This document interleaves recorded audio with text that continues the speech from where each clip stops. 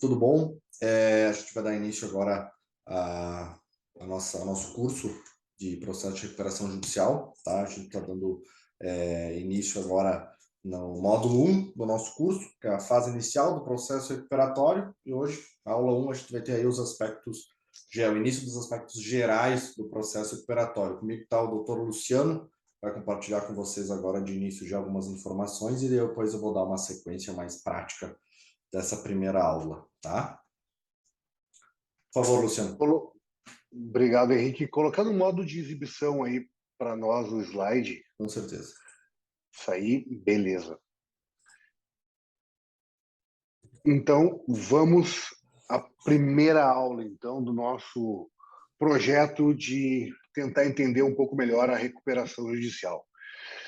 Primeiramente, estamos falando em finalidade jurídica do processo de recuperação judicial, vem uma expressão que é a preservação da empresa.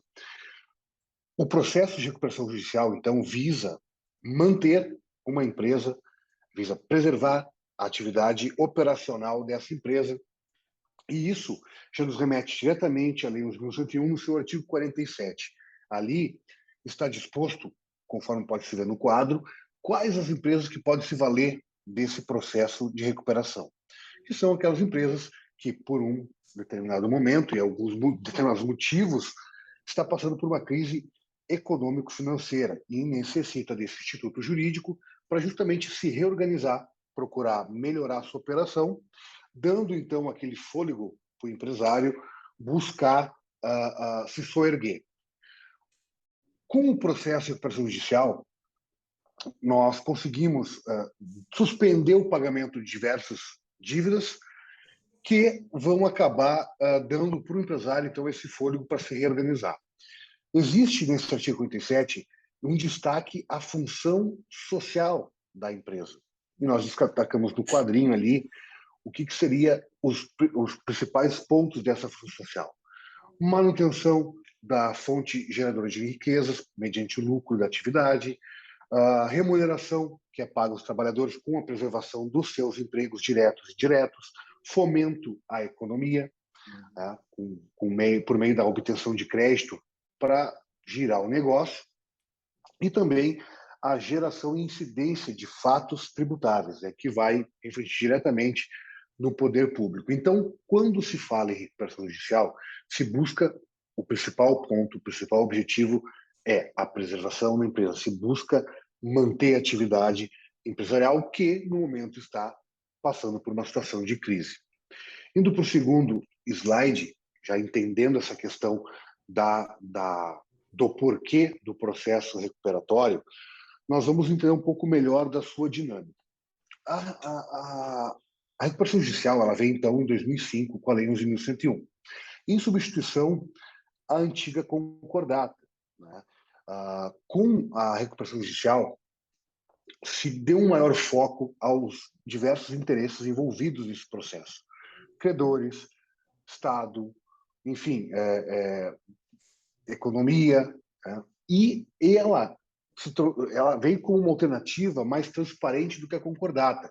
Ela fixa muito mais na negociação aberta entre os credores e o devedor, por meio de um processo que, do início ao fim, se mostra transparente, se mostra aberto, que é, enfim, o que não existia na concordata. Até tem uma observação, na concordata, ela era mais uma benesse que era concedida pelo juiz ao devedor, honesto e de boa fé, extremamente subjetivo. Já na RJ, ela tem um controle jurisdicional e uma segurança jurídica muito maior. Existe a figura do administrador judicial, que vai fazer a ligação entre empresa recuperanda e o Poder Judiciário, vinculado então ao juízo recuperacional. O Ministério Público participa do início e fim do processo, como também um fiscal, um fiscalizador, que é a sua atividade. E os credores e os terceiros interessados também têm fácil acesso, porque é um processo público. Então, analisando em relação à concordata, as mudanças que ocorreram com a recuperação judicial foram extremamente positivas em termos de procedimento de segurança jurídica. A finalidade processual mudou, se visa não apenas segurar o pagamento de dívidas, mas sim preservar a atividade empresarial. Mudou também o sentido de participação ser mais ativa dos credores, né? Que viabiliza no seu ápice de negociação na Assembleia Geral de Credores, e fortalece o aspecto social da empresa, gerando empregos, gerando tributos. Então, em relação ao que se tinha no ordenamento jurídico brasileiro para o que passou-se a ter, nós progredimos de forma realmente considerável com esse instituto. Então, assim, resumidamente, a finalidade jurídica do processo recuperacional é preservar a empresa, dando fôlego para ela se reorganizar, para ela ajustar sua operação e também preservando o interesse de todos os envolvidos, credores, fisco, sociedade de modo geral, né, trabalhadores que vão ter os seus empregos preservados. E com isso se ganhou muito nesse âmbito empresarial, né? Henrique, eu passo para tu dar sequência, então, Henrique. Perfeito, Luciano. Então, pessoal, vocês viram que o Luciano comentou com vocês todo esse aspecto inicial do processo de recuperação judicial, especialmente a questão da preservação da empresa, certo? E aí que vem a questão cerne do nosso curso, que a ideia é conseguir demonstrar para vocês não só teoria, mas também exemplos práticos da coisa acontecendo, tá? E aqui a gente não vai só dar um exemplo prático para vocês ou aquilo. Posso ter eu inventado aqui um exemplo, mas é uma coisa que a gente vivenciou. Eu e o doutor Luciano trabalhamos nesse caso que a gente colocou para vocês como exemplo aqui, e que traduz muito bem essa questão da preservação da empresa. Tá? O que aconteceu? A empresa ela vinha com uma dificuldade financeira, foi feito todo um estudo ali pretérito antes do ingresso do processo de recuperação judicial, chegou-se à conclusão de que a empresa trabalhava com déficit num certo produto, um dos carros-chefe da empresa, tá? E aí fizeram toda essa adequação ali contábil, industrial, né? Reduziram a fabricação desse produto, né? Baixou ali a fabricação, consequentemente baixou o faturamento, e aí o pessoal da direção da empresa, né? Uma empresa tem um chão de fábrica ali, tem o pessoal da direção num patamar ali no mezanino, e o pessoal consegue observar o chão de fábrica e começou a ver que muitos colaboradores começaram a ficar ociosos dentro da empresa. Eles não tinham mais o que fazer, a produção da empresa era menor do que antes, então não tinha razão desse pessoal conseguir ali. Foi então que a empresa decidiu por desligar aí cerca de 40 colaboradores diretos, né, diante da atual situação da fábrica, ela não demandava mais tanto trabalhador, então foi optado por desligar esse pessoal. E aí o que aconteceu? A empresa fez esse desligamento, já tinha entrado com processo de recuperação judicial, e aí na sequência dessa leva de desligamentos aí da empresa, o sindicato da categoria foi na empresa e acabou fechando as portas da empresa. Não deixavam nenhum colaborador lá que permaneceu entrar na empresa, acessar, conseguir trabalhar, né? Tanto é que o pessoal da empresa ficou muito preocupado, porque sequer o próprio pessoal da direção da empresa conseguia entrar lá, o advogado não conseguia acessar a empresa, o sindicato simplesmente lacrou a empresa. E aí, através de uma decisão do processo de recuperação judicial embasado nessa questão da preservação da empresa, a gente conseguiu fazer com que o sindicato liberasse o acesso da empresa, porque não teria nexo a gente ter um processo de recuperação judicial se a empresa não pudesse seguir trabalhando, seguir gerando emprego, seguir gerando renda, seguir gerando tributo, não fazia sentido. Então, toda a fundamentação lá, quando a gente trabalhou junto com o pessoal do juízo, da recuperação, foi nesse sentido da preservação da empresa, e a gente conseguiu aí judicialmente liberar o acesso, retomar o acesso à empresa aí por conta desse ato ilícito aí cometido pelo sindicato da categoria, tá? Então, o que acontece? Inclusive, um dos parâmetros da nossa decisão a gente coloca no quadrinho lateral aqui para vocês, né? E o juiz foi bem enfático, ele disse que não bastava eu ter um processo de recuperação se eu não conseguia fazer a empresa trabalhar, né? Ela estava praticamente fechada. A empresa, na época, lá, um dia de trabalho que ela deixasse de operar, ela perdia cerca de 150 mil reais de faturamento, né? Então, isso aí, com certeza, faria um impacto astronômico no processo de recuperação, tá? E aí, pessoal, a gente chegou à conclusão, e a gente trabalhou isso muito, né, nesse exemplo anterior que eu dei para vocês aí, que é a questão da principiologia no processo de recuperação. porque a gente, quando tu entra no mundo do processo de recuperação judicial, a gente acha muito que é legislação, legislação, legislação. E a gente chega à conclusão de que não é só legislação, mas muito princípios, né? Por exemplo, o princípio da preservação da empresa. Então, esse é um dos norteadores aí da decisão, essa que a gente conseguiu para esse cliente, que acabou liberando aí a empresa do ato ilícito do sindicato, né? Então, a gente consegue chegar à conclusão de que não basta a legislação, mas sim toda uma questão principiológica por trás do instituto, e aí muitas decisões, se não a maior parte delas, se dão por conta dos princípios do direito de recuperação, tá?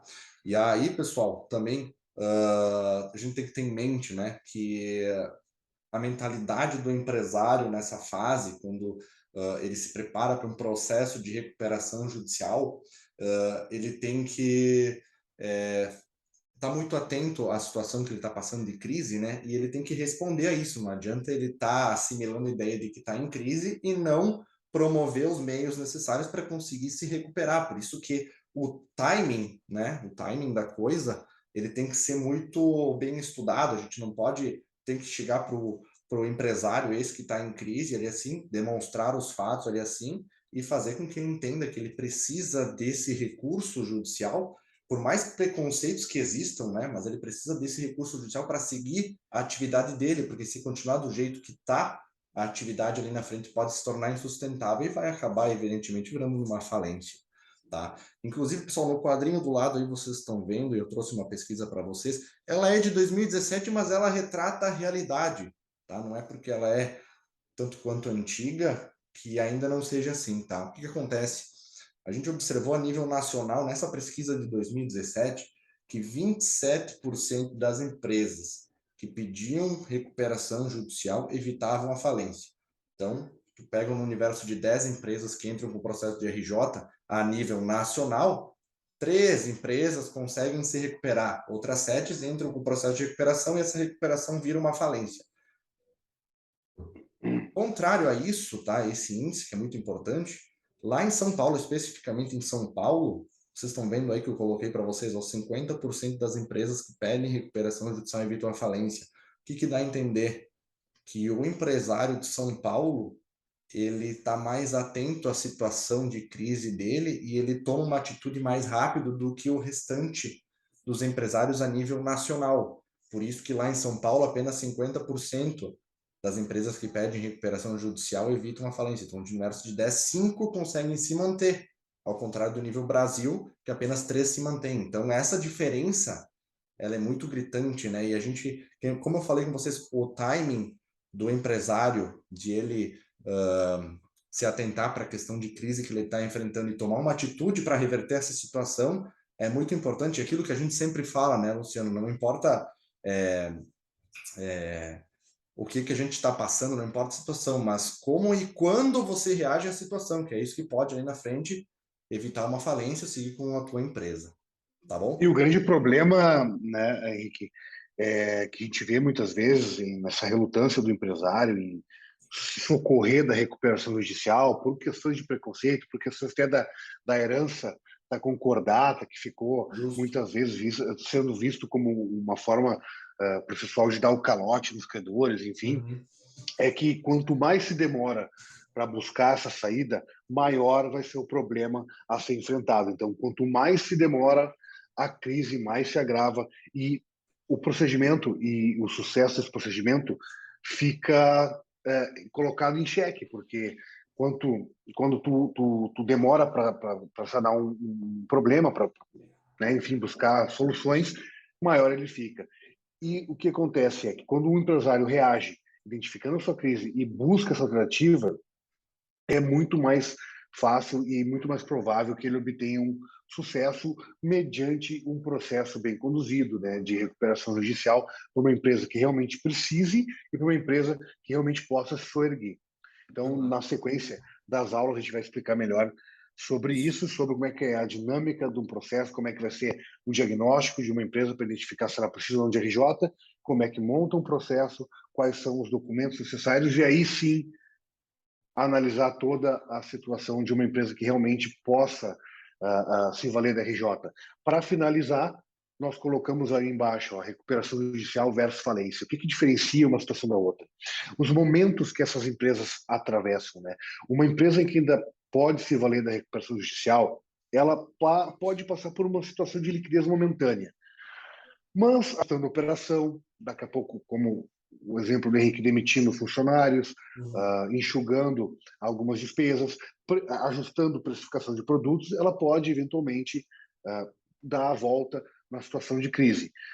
E já numa situação de falência, se evidencia uma condição de insolvência generalizada, em que nem mesmo o processo recuperatório poderia ser suficiente, ou poder ser suficiente para que a empresa supere a sua crise.